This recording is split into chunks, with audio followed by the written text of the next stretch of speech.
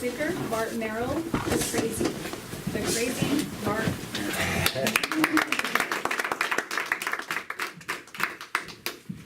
Let's talk about the crazy. Who in here has been bungee jumping? Nobody? No adrenaline junkies in here. I am a recovering adrenaline junkie. I don't know why. As a kid, I would wake up from a nightmare of me on a cliff about ready to fall off, and I'm sweating and shaking, and I guess I just decided I liked it. With that, I took the first commercial bungee jump to Japan. I am a bungee jump master. I've been trained, and it gives me the authority to to assist little Japanese people off the top.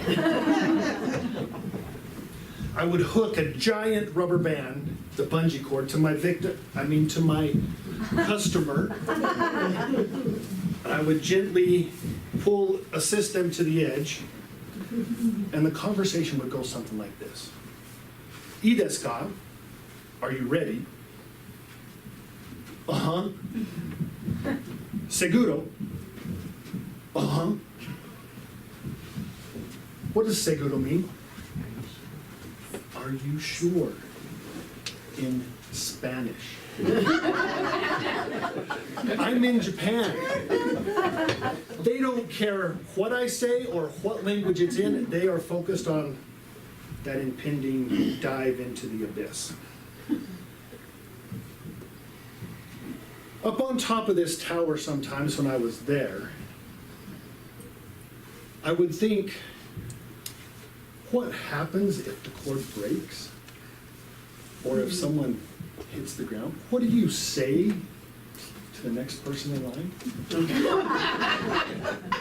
Oops, your turn. I was actually preparing a presentation, and the point I wanted to make was guessing is expensive. So I went to what I know a lot about, hopped on the computer, and I typed in YouTube, bungee jump accidents. Do it sometime. It's amazing what you'll see.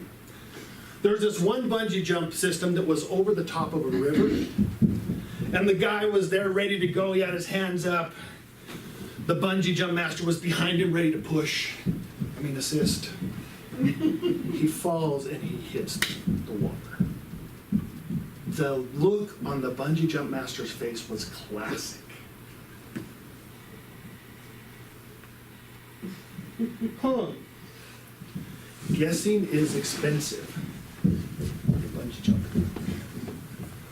Now, on the busiest day in Japan, I assisted 783 people off the top of this tower.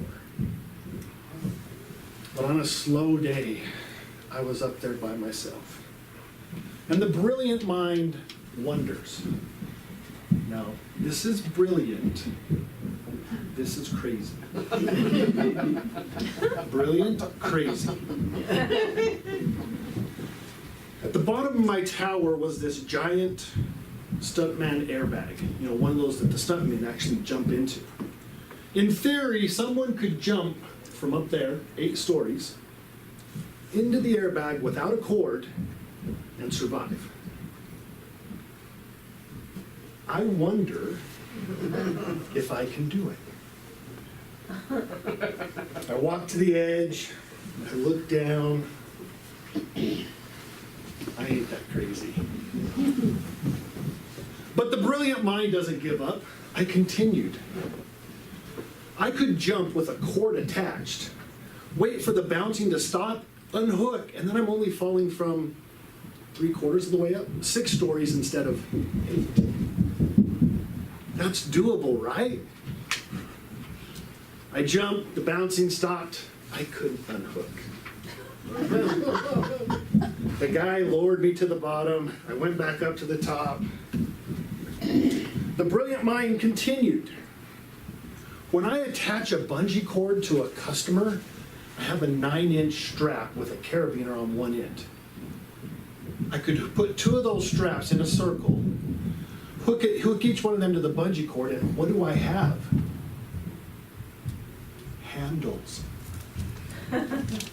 Brilliant, right?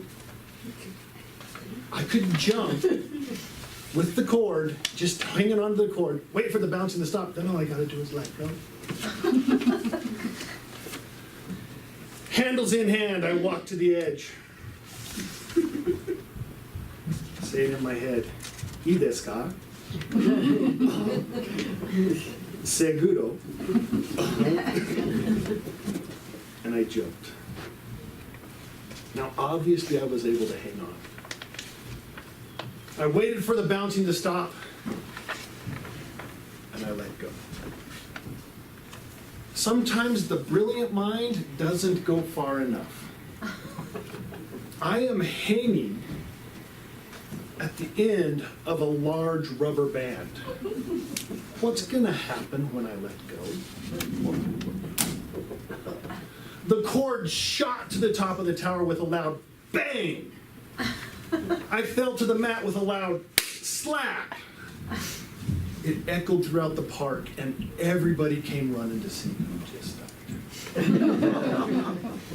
Not me, nothing to see here, everything's good. Brilliant, crazy. You decide. But if you find yourself sitting on top of a bungee tower out in the middle of Japan, bored, nothing to do, don't let the crazy mind take over.